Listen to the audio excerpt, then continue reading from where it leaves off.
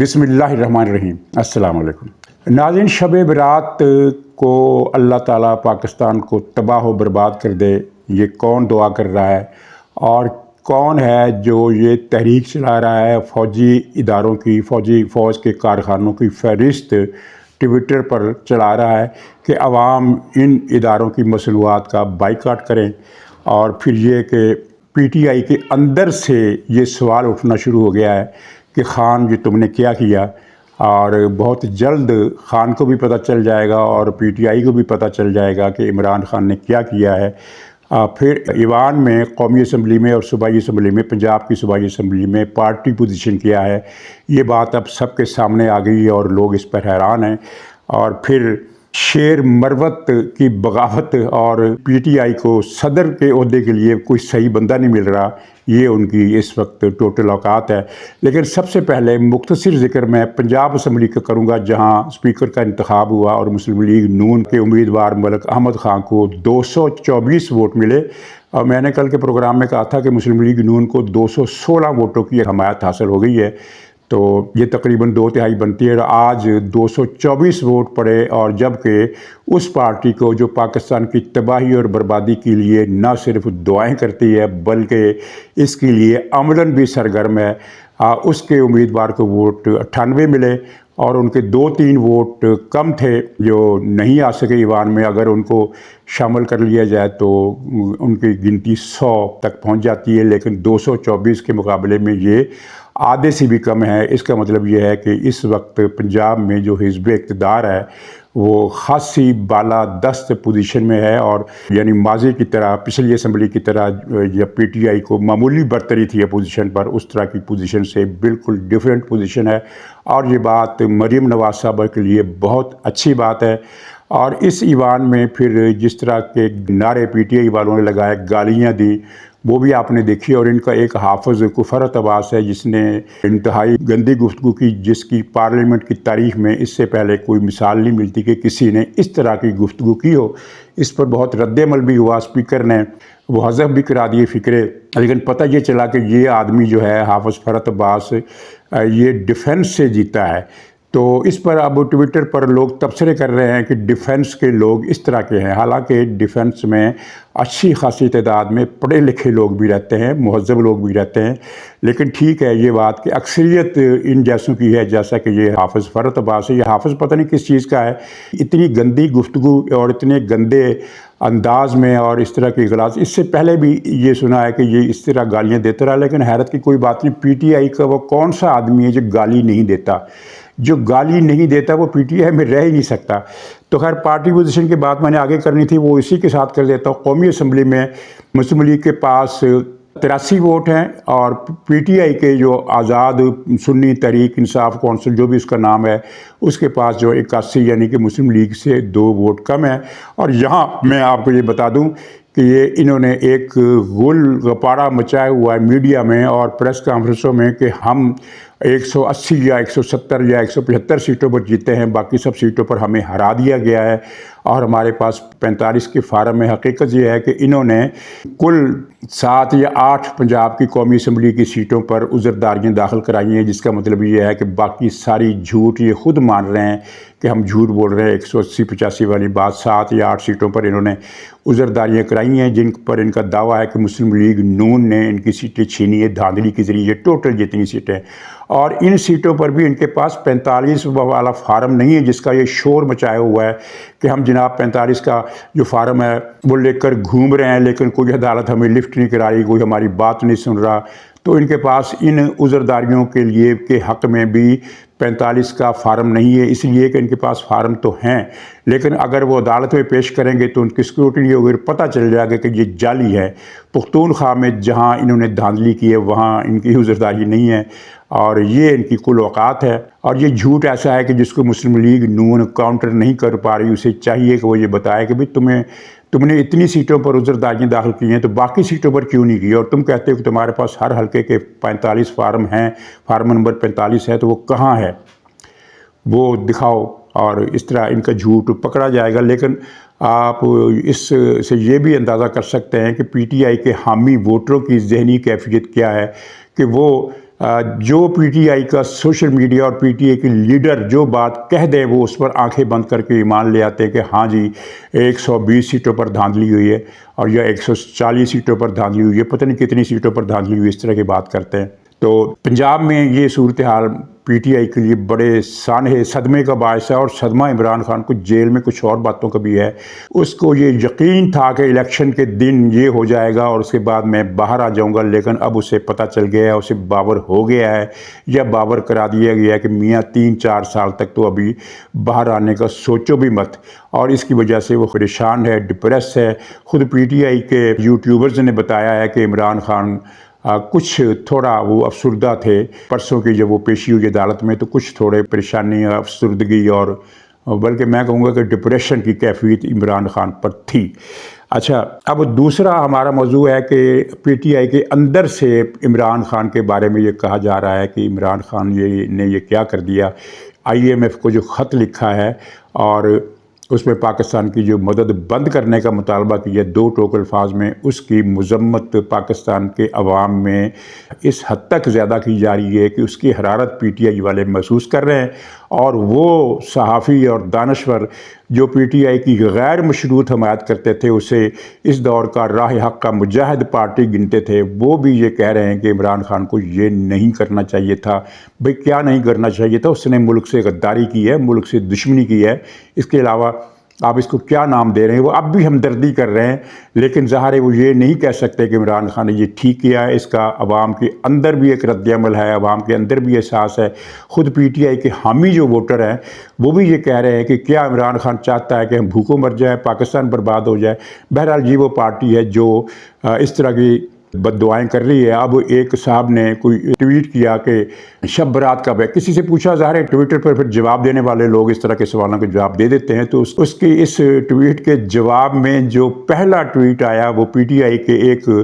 باقاعدہ سرٹیفائیڈ یا authentic account سے یہ میسج آیا کہ اللہ تعالیٰ اس رات کو، شب برات کی رات کو، پاکستان کو تباہ و برباد کر دے، اور آگے لکھا ہے آمین ثم آمین۔ تو یہ ان کی ذہنی کیفیت ہے، اور یہ دعا ہی نہیں کر رہے، دبا بھی کر رہے ہیں، یعنی عملی اقدامات بھی کر رہے ہیں۔ آئی ایم ایف کو خط لکھنے کا مطلب اس کے سوا کیا ہے کہ پاکستان کو تباہ کر دیا جائے، اور پختونخوا میں جو کچھ ہو رہا ہے وہ آنکھیں کھول دینے کے لیے کافی ہے۔ وہاں مختلف علاقوں میں ٹی ٹی پی کے دستے داخل ہو گئے ہیں، وہ مارچ کر رہے ہیں، انہوں نے پکٹیں لگا لی ہیں، ناکے قائم کر دیے ہیں، اور بازاروں میں گھس کر وہ غنڈہ گردی کر رہے ہیں اور لوٹ مار بھی کر رہے ہیں۔ تو یہ آزاد پختونستان بنانے کی طرف ایک بڑا ٹھوس قدم ہے، اور ظاہر ہے سب کے اداروں کے علم میں بھی یہ بات ہم سے زیادہ اچھی طرح ہے، اور وہ یہ بھی جانتے ہیں کہ کس طرح ان کو کاؤنٹر کرنا ہے۔ لیکن اس وقت ان کا محاذ جو ہے وہ اتنا پھیلا ہوا ہے کہ بہت ساری چیزیں سٹیپ بائی سٹیپ ان کو کرنی پڑیں گی۔ ایک اچھی خبر یہ ہے کہ ایران کے ساتھ گیس کی پائپ لائن بچھانے کا معاہدہ ہو گیا ہے، اس پائپ لائن کو تعمیر کیا جائے گا، جس سے پاکستان کے انرجی کے بحران میں بھی مدد ملے گی۔ لیکن اس سے زیادہ یہ ہے کہ ایران کی جو پاکستان کے حوالے سے دشمنی ہے یا پاکستان کے بارے میں جو عزائم وہ رکھتا ہے اس میں اس کو کچھ روک ملے گی، یہ اس کا ایک ڈبل فائدہ ہوگا۔ تو انہوں نے پھر ساتھ ہی فوج کے جو ادارے ہیں، کارخانے ہیں جہاں مصنوعات ان کی بنتی ہیں، دلیا ہے، سیمنٹ ہے، اور پتہ نہیں بہت ساری چیزیں ہیں، آپ جانتے ہی ہیں، تو ان کی فہرست انہوں نے ٹویٹر پر چلانا شروع کر دیا ہے کہ عوام ان اداروں کا بائیکاٹ کریں، اور سمندر پار میں یہ مہم تو پہلے شروع ہو گئی ہے کہ پاکستانی مال کا بائیکاٹ کریں۔ تو کیا اب بھی یہ پاکستان کی دشمنی، ان کی پاکستان سے دشمنی میں کوئی شبہ رہ جاتا ہے باقی، جو اس پر مزید کچھ دلائل بازی؟ اچھا، اگر یہ کام اے این پی نے کیا ہوتا یا ایم کیو ایم نے کیا ہوتا تو میڈیا پر کیا کوہرام مچتا۔ ولی خان اور غفار خان کی قبروں کو جوتے مارے جا رہے ہوتے ہیں، ان کو گالیاں دی جا رہی ہوتی ہیں، اور ایک طوفان، ایک کوہرام کھڑا کیا جاتا ہے۔ لیکن آپ دیکھیں کہ ملک ریاض کے زیر اثر ہمارا پرنٹ اور الیکٹرانک میڈیا ان چیزوں کو ہائی لائٹ ہی نہیں کر رہا، ان کو چھال ہی نہیں رہا، ان پر کوئی تبصرہ کرنا تو بجا۔ اور یہ آئی ایم ایف کے خط کے حوالے سے تمام چینلز پر جو بحث ہو رہی ہے اس میں افسوس کا اظہار کیا جا رہا ہے کہ خان صاحب کو یہ نہیں کرنا چاہیے تھا، خان صاحب نے یہ غلطی کی ہے۔ بھئی یہ غلطی ہے، اگر یہ غلطی ہے تو یہ اسی طرح کی غلطی ہے جس طرح جنرل نیازی نے 1971 کے دسمبر میں سرنڈر کر کے غلطی کی تھی، یہ اسی طرح کی غلطی ہے۔ تو پھر جنرل نیازی کی بھی اس غلطی کو اسی طرح معاف کر دو جس طرح آپ اس غلطی کو معاف کر رہے ہیں۔ تو ناظرین، روزنامہ جنگ میں ملک ریاض کا ایک کالم چھپا ہے جو پورا کا پورا کالم جو ہے عمران خان کے قصیدے پر مشتمل ہے، اور عمران خان کی تعریفیں کی گئی ہیں، اور فوج سے مطالبہ کیا گیا ہے کہ عمران خان کو ساتھ لے کر چلیں، اس کو معاف کر دیں، اس کو حکومت دے دیں، کچھ اس طرح کی باتیں کی ہے۔ خیر وہ ملک ریاض اس طرح کی جو بھی باتیں لکھے، جو بھی اپیلیں کرے، ہمیں اس سے غرض نہیں ہے، لیکن اس نے 2-3 باتیں خلاف واقعہ لکھی ہیں۔ مثلا ایک تو اس نے یہ لکھا ہے کہ عمران خان کے ووٹ بینک میں اضافہ ہوا ہے۔ بھائی اس کے ووٹ بینک میں 3-4 لاکھ کی کمی ہوئی ہے پچھلے الیکشن کے مقابلے میں، اور اس کی سیٹیں قومی اسمبلی میں بھی کم ہوئی ہیں، اور پنجاب اسمبلی میں آپ نے دیکھ لیا کہ آدھے سے بھی زیادہ فرق ہے۔ یہ بات اس نے ملک ریاض نے کس طرح لکھ دی کہ الیکشن میں پی ٹی آئی کی ووٹ بینک بڑا ہے۔ دوسری بات اس نے لکھی ہے کہ آئی ایم ایف کو جو خط لکھا ہے عمران خان نے، یہ نہیں لکھنا چاہیے تھا، کیونکہ آپ نے، یعنی عمران خان کو مخاطب کرتے ہوئے کہا کہ آپ نے ہر موقع پر پاکستان کی لاج رکھی ہے، اور اگر اس طرح کا خط آپ نے لکھا ہے تو اس سے اندیشہ پیدا ہوگا کہ آپ شاید لاج نہیں رکھ رہے۔ اندازہ کیجئے کہ کس طرح ایک غلط بیانی کی جا رہی ہے، اور کس طرح نرم الفاظ میں بات کی جا رہی ہے، کتنی بڑی غداری، ملک سے کھلی دشمنی، ملک سے کھلی نفرت کا مظاہرہ کر رہا ہے ایک شخص، اور وہ کہہ رہے ہیں کہ اس بات سے آپ کی اس شہرت کو، اس ریپوٹیشن کو نقصان پہنچنے کا اندیشہ ہے کہ آپ نے ہمیشہ ملک کی لاج رکھی ہے۔ اس نے ملک کی ہمیشہ کیا لاج رکھی ہے بھائی؟ یہ بتا دو ملک ریاض صاحب کہ اس نے امریکہ جا کر کشمیر کا سودا کیا، ٹرمپ ہاؤس میں یہ لاج رکھی ہے، اور امریکہ جا کر خطاب کیا پاکستانی، اس تو کیا خطاب کیا، پورے ظاہر دنیا میں وہ خطاب چھپا کہ جناب میں پاکستان جاتے ہی نواز شریف کا اے سی اتار دوں گا، اس کے ٹی وی بند کر دوں گا، اس سے بسترہ تکیہ چھین لوں گا۔ یہ اس نے امریکہ میں جا کر خطاب کیا۔ کوئی دنیا کا اور سربراہ مملکت کسی دوسرے ملک میں جا کر اس طرح کی تقریر کرتا ہے کہ میں اپنے وطن جاتے ہی اپوزیشن کے لیڈروں کے ساتھ یہ کروں گا؟ یہ اس نے لاج رکھی۔ اور باقی ساری باتیں چھوڑیے، یہ جو آئی ایم ایف کا حساب ہے یہ دوسری مرتبہ اس نے کیا نا، پہلی مرتبہ نہیں کیا۔ پہلی مرتبہ اس نے تب کیا تھا جب تیمور جھگڑا اور وہ شوکت ترین نام کے 2 غدار انہوں نے فیصلہ کیا تھا کہ آئی ایم ایف کو خط لکھیں گے کہ پاکستان کو قرضہ نہ دیا جائے۔ یہ غداری تھی، اور یہ دوسری غداری ہے۔ اور پھر یہ وہ پارٹی ہے جس نے اے آر وائی ٹی وی چینل پر بیٹھ کر کہا تھا کہ پاکستانی آرمی کے جونیئر جو افسر ہیں، جتنے بھی جونیئر افسر ہیں، وہ سینئر افسروں کے خلاف بغاوت کر دیں، ان کا حکم ماننے سے انکار کر دیں، میوٹنی کر دیں۔ کیا دنیا کی کسی ملک میں فوج کے اندر بغاوت کا ٹی وی پر بیٹھ کر اس طرح مطالبہ یا اپیل کی گئی ہے؟ کوئی ایک مثال اگر کسی کے ذہن میں ہو تو بتا دیں۔ یہ صرف پاکستان میں ہوا کہ ایک بڑے چینل پر بیٹھ کر یہ کہا گیا کہ پاکستانی فوج بغاوت کر دے، اور یعنی 2 ٹکڑے ہو جائے۔ سیدھی سی بات ہے کہ اس بغاوت کے نتیجے میں، جس کا ہونے کا کوئی امکان نہیں تھا، لیکن ان کا خیال تھا کہ ان کے حامی بہت زیادہ ہیں، وہ بغاوت کر دیں گے، اور اگر یہ بغاوت ہو جاتی تو اس کا سیدھا سادہ مطلب یہ تھا کہ فوج کے اندر جنگ چھڑتی، اور ایک چھاؤنی کی فوج دوسری چھاؤنی پر قبضہ کرنے کی کوشش کر رہی ہے، دوسری چھاؤنی کی فوج پہلی چھاؤنی کی فوج پر قبضہ کرنے کی کوشش کر رہی ہے۔ پورے ملک میں فوج کی آپس میں خانہ جنگی، جس طرح کے سوڈان میں ہو رہا ہے، سوڈان میں یہی ہوا ہے کہ 2 فوجیں وہاں بھڑ گئی ہیں، دونوں اسی ملک کی فوجیں ہیں، اور بھڑی ہوئی ہیں۔ ایک فوج کو متحدہ عرب امارات اور اسرائیل پیسے دے رہا ہے، جبکہ دوسری فوج جو ہے وہ سرکاری، جس کا خرطوم پر قبضہ ہے اور ملک کے بڑے علاقے پر قبضہ ہے، بیشتر علاقوں پر اس کا کنٹرول ہے، وہ اس باغی فوج سے جنگ لڑ رہی ہے۔ تو یہ تو جناب حالت ہے کہ جناب اس عمران خان کو، اور پھر عمران خان نے جو 9 مئی کو کیا وہ ملک کی لاج رکھی تھی؟ یعنی فوج کی چھاؤنیوں پر حملے، ایئر بیسز پر حملے، کور کمانڈر ہاؤس پر حملے، رینجرز کی بلڈنگوں پر حملے، یعنی فوج کے اداروں پر 212 یا 222، مجھے یاد نہیں ہے صحیح گنتی، 200 سے زیادہ فوجی تنصیبات پر حملے کیے گئے۔ کچھ کا میگنیچیوڈ حملوں کا کچھ بڑا تھا، کچھ کا چھوٹا تھا، یعنی کہیں صرف ایک آدھی اینٹی انہوں نے پھینکی، لیکن حملہ تو وہ حملہ ہے۔ اگر فوج کی کسی بلڈنگ پر کوئی آدمی جا کر جوتا بھی اچھال دے، اس سے کوئی نقصان نہیں ہوتا، کسی دیوار کا پلستر تک ٹیڑھا نہیں ہوتا، لیکن اس سے بھی سنگین جرم مانا جاتا ہے۔ انہوں نے تو بہرحال حملہ کیا اور طیاروں کو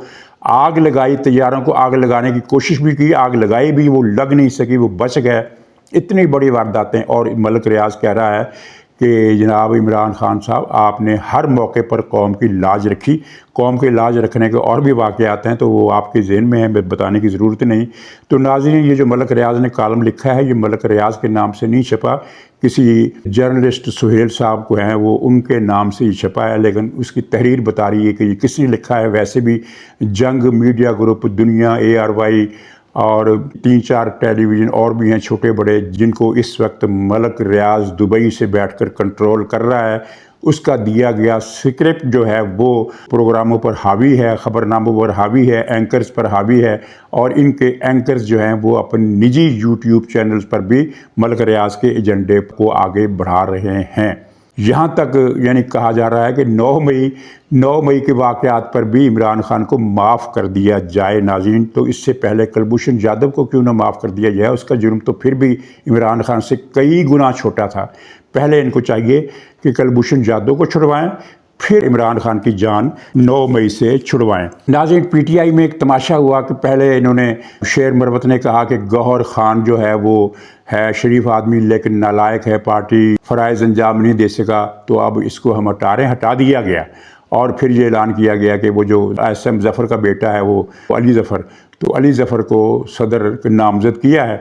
تو اب پارٹی بہتر چلے گی۔ لیکن پھر وہ پتہ چلا کہ علی ظفر نے انکار کر دیا۔ اب انکار کرنے کی وجہ کیا ہو سکتی ہے؟ کیونکہ اس لیے کہ یہ جو علی ظفر نے کہا ہے کہ میں بہت مصروف ہوں، عمران خان کے مقدمات متاثر ہوں گے، تو یہ بات اس کی مانی نہیں جا سکتی، اس لیے کہ جب اس کو پارٹی پریزیڈنٹ کے لیے نامزد کیا گیا تو یہ بڑا خوش تھا، اور اس نے دائیں بائیں مبارکبادیں بھی وصول کی، شکریہ بھی ادا کیا۔ پھر اچانک اس کو کیا ہوا کہ کچھ گھنٹوں کے بعد اس نے یہ بیان دے دیا کہ میں تو یہ ذمہ داری ادا نہیں کر سکتا، میں تو بزی ہوں، عمران خان کے مقدمات ہیں، فلاں ہے فلاں ہے۔ تو بات یہ ہے کہ یہ جو IMF کا خط تھا، اس پر جو رد عمل عوام کا ہوا، اور جو پھر ان کو احساس ہوا کہ یہ خان نے کیا کر دیا، تو اس کی وجہ سے علی ظفر تھوڑا جھڑک گیا اور اس نے پارٹی کی ذمہ داری سنبھالنے سے انکار کر دیا، جس کا عمران خان کو بھی صدمہ ہوا۔ تو پھر دوبارہ گوہر جان سے رابطہ کیا گیا کہ بھئی آپ ہی صدر بن جائیں، تو گوہر جان نے تھوڑی سی ناراضگی ظاہر کی کہ جناب میری تو بڑی بے عزتی ہوئی ہے، ایک تو مرتبہ آپ نے پبلکلی مجھے معزول کیا، اور پھر علی شیر افضل نے مجھے بڑے مہذب اور ٹھنڈے الفاظ میں گالی تک دے دی۔ اس سے یعنی کسی اچھے خاصے آدمی کو، چاہے وہ اس کا کردار کیسا بھی ہو، لیکن اچھے خاصے سے مراد یہ ہے کہ ایک وکیل کے طور پر جس کی ریپوٹیشن ہے، اور جو 2-2.5 مہینے میں عمران خان کی جب الیکشن کمیشن نے یہ نشان چھینا، اس کے بعد سے عمران خان کی قائم مقامی کی اس نے، تو اس کو آپ نے نالائق کہہ دیا اور ناکارہ کہہ دیا، نااہل کہہ دیا، تو اس کو بڑا غصہ تھا۔ پھر اس غصے کا مداوع کرنے کے لیے عمر ایوب کو حکم دیا گیا۔ عمر ایوب نے اس کو شیر افغان کو کر دیا شو کاز نوٹس کہ آپ نے یہ کیا کیا۔ اس کا اسے کیا ہوگا، اس سے کیا فرق پڑے گا، شو کاز نوٹس ہوگا، یہ کوئی معافی نامہ لکھ دے گا، یہ نہیں لکھے گا، بات آئی گئی ہو جائے گی۔ لیکن بہرحال انہوں نے اس کی اشک شوئی کرنے کی کوشش کی ہے، گوہر جان کی یا گوہر خان کی، تو یہ دوبارہ صدر بن جائے گا۔ لیکن شیر مروت نے ایک اور بات بھی کی کہ عمر ایوب کون ہوتا ہے مجھے نوٹس دینے والا، یعنی اس نے عمر ایوب کو بھی جوتے کی نوک پر رکھا کہ میں تو اس کے کسی نوٹس کا جواب نہیں دے گا، میں تو صرف عمران خان کو جواب دوں۔ حالانکہ اسے پتہ ہے کہ عمر ایوب نے یہ جو کارروائی کی ہے یہ کو اپنے طور پر نہیں کی ہے، عمران خان کے کہنے پر کی ہے۔ عمر ایوب ہو یا گوہر جان ہو یا کوئی بھی ہو، یہ عمران خان کی مرضی کے بغیر کسی کاغذ پر ایک لکیر بھی نہیں ڈال سکتے۔ کیسے ممکن ہے کہ عمران خان کی ہدایت کے بغیر اس نے یہ شو کاز نوٹس جاری کیا ہو؟ تو خیر، شیر مروت کی جو بات آ گئی تھی، اس کی 2 باتیں اور سن لیجیے۔ اس نے شاہ زیب خانزادہ کے پروگرام میں جیو پر بیٹھ کر یہ کہا کہ IMF کے اگر قرضہ نہ ملنے سے پاکستان دیوالیہ ہوتا ہے تو ہو جائے، وہ تو پہلے ہی دیوالیہ ہو گیا۔ یعنی یہ ان کی پاکستان کے بارے میں نفرت کی انتہا تو ہے ہی، اور بے پرواہی دیکھیے، ان کو کسی بات کا ڈر ہی نہیں ہے، خوف ہی نہیں ہے۔ کتنے آرام سے اس نے کہہ دیا کہ پاکستان دیوالیہ ہوتا ہے تو ہو جائے، اور صرف یہی نہیں کہا بلکہ یہ بھی کہا کہ ہم IMF کے ہم تو ورلڈ بینک کو بھی لکھیں گے کہ پاکستان کے قرضے روکے جائے، کیونکہ پاکستان ورلڈ بینک سے بھی قرضے لیتا ہے، دوسرے اداروں سے بھی کہیں گے، جہاں جہاں سے پاکستان قرض لیتا ہے۔ یہ اس نے کہے پروگرام میں بیٹھ کر بات کی اس نے کہ ہم ورلڈ بینک اور UN سے بھی کہیں گے کہ پاکستان کی ساری امداد روکی جائے، یہ اس نے کہا۔ اور اس پر ظاہر ہے اب جو اس کے ساتھ اپنے وقت پر ہوگا، جو ہوگا وہ دیکھا جائے گا، کیونکہ بچنا تو ممکن نہیں ہے، لیکن کارروائی کب ہوتی ہے وہ ہمارے اندازوں کے مطابق نہیں ہوتی، وہ ان کے فیصلوں کے مطابق ہوتی ہے کہ کب کون سا ایکشن لینا ہے۔ تو ناظرین، اس دوران کراچی میں JUI نے ایک بڑا مظاہرہ کیا سندھ اسمبلی کے باہر، اور جماعت اسلامی کے لوگ اس میں شریک ہوئے، اور پھر وہ جی ڈی اے کے لوگ بھی، بہت بڑی تعداد نہیں تھی لیکن ہزاروں میں تھے لوگ، کئی ہزار، 3-4 ہزار لوگ ہوں گے، بلکہ اس سے بھی زیادہ ہوں گے جنہوں نے مظاہرہ کیا۔ اور اس مظاہرے پر جو دھاندلیوں کے خلاف ہوا، پولیس نے لاٹھی چارج تو کیا ہی، ہوائی فائرنگ بھی کی، جو کہ ایک بڑی سنگین واردات ہے پاکستان میں۔ کافی عرصے سے ہم یہ دیکھ رہے ہیں، آپ سب دیکھ رہے ہیں کہ عوامی مظاہروں پر اب پولیس کو غیر مسلح کر کے بھیجا جاتا ہے تاکہ کوئی جانی نقصان نہ ہو سکے، اور ان کے پاس صرف لاٹھی ہوتی ہیں،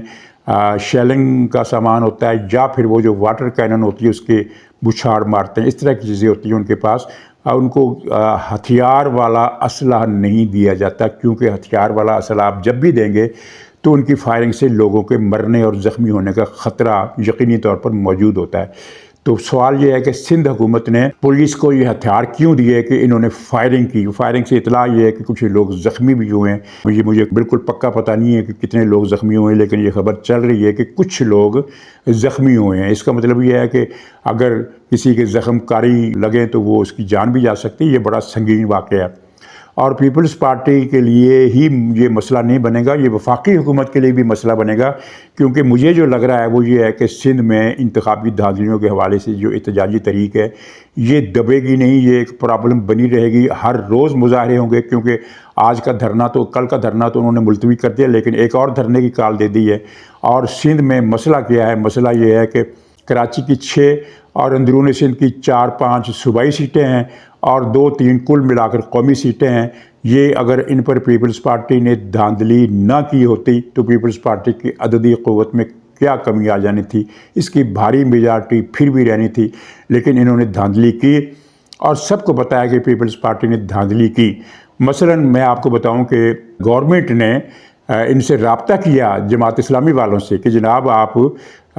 تھوڑا تعاون کریں، ہم آپ کو آپ کی 6 سیٹیں دے دیں گے، کیونکہ جماعت اسلامی کا شکوہ ہے کہ اس کی 7 سیٹوں پر الیکشن جیتی تھی، اور جن میں سے صرف حافظ نعیم الرحمان کو اناؤنس کیا گیا، باقی کو ناکام کر دیا گیا۔ تو انہوں نے پیشکش کی، تو انہوں نے کہا کہ اس طرح کی نہیں، آپ اوپن دھاندلی کی تحقیقات کرائیں، اور پھر اس کے بعد حافظ نعیم الرحمان نے اپنی وہ سیٹ بھی چھوڑ دی جو انہوں نے جیتی تھی۔ اس طرح اب سندھ اسمبلی میں جماعت اسلامی کا کوئی آدمی نہیں ہے۔ اسی طرح جی ڈی اے کی سیٹیں صوبائی چھینی گئی، جے یو آئی کی قومی کی ایک سیٹ چھینی گئی، جے یو آئی کو زیادہ غصہ جو ہے وہ قومی کی سیٹ کا ہے، اور جی ڈی اے کو 2 قومی اسمبلی کی اور 3-4 صوبائی اسمبلی کی۔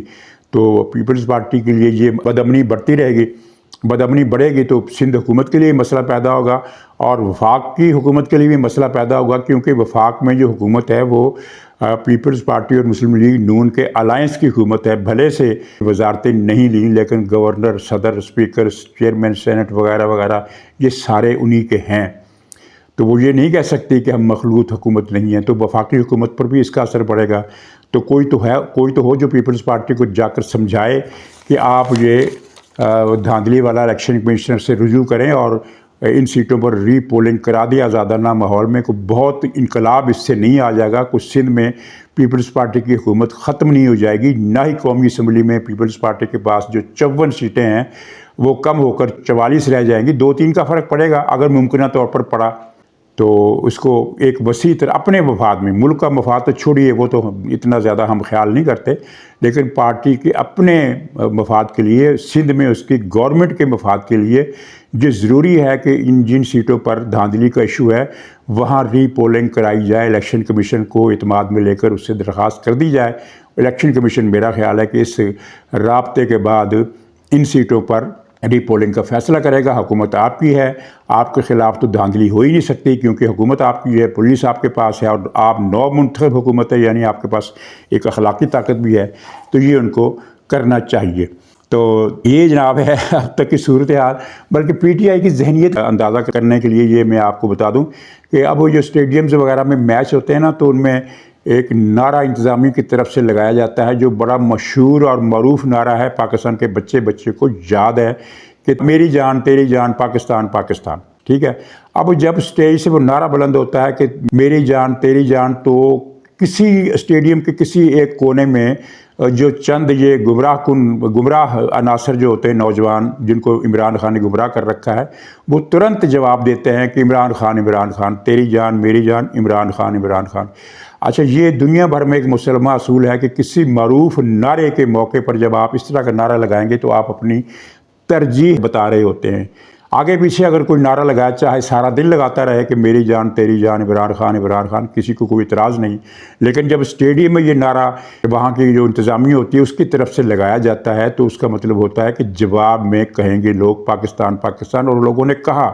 लेकिन ये चंद दर्जन ये पहुँच जाते हैं नौजवान हर जगह, तो इनके नारा लगाने का मकसद ये बताना है कि पाकिस्तान हमारी कोई जान नहीं है, इमरान खान हमारी जान है, और इमरान खान है तो पाकिस्तान है, इमरान खान नहीं है तो पाकिस्तान नहीं है। अब ये शब बरात को दुआएं करके देख लें, जिस हालात की, कुदरत के जबर की जिस खिड़की में ये आ चुके हैं, इससे निकलने वाले तो ये नहीं हैं। तो नाज़रीन इजाज़त दीजिए, इंशाअल्लाह अगले व्लॉग में फिर मुलाकात होगी, तब तक के लिए खुदा हाफिज़।